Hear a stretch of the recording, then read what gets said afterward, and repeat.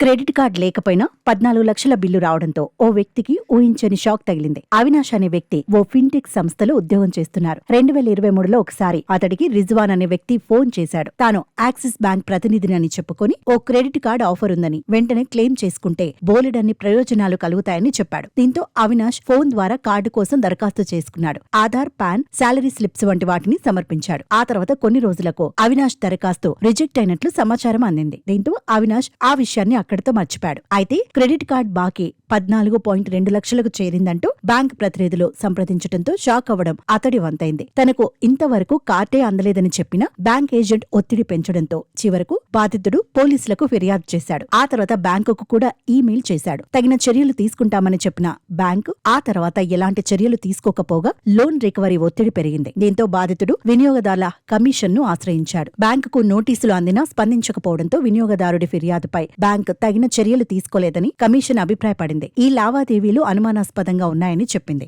Loan రికవరీని తక్షణం నిలిపివేయాలని ఆదేశించడంతో పాటు బాధితుడికి న్యాయ ఖర్చుల కింద 2,000 చెల్లించాలని ఆదేశించింది.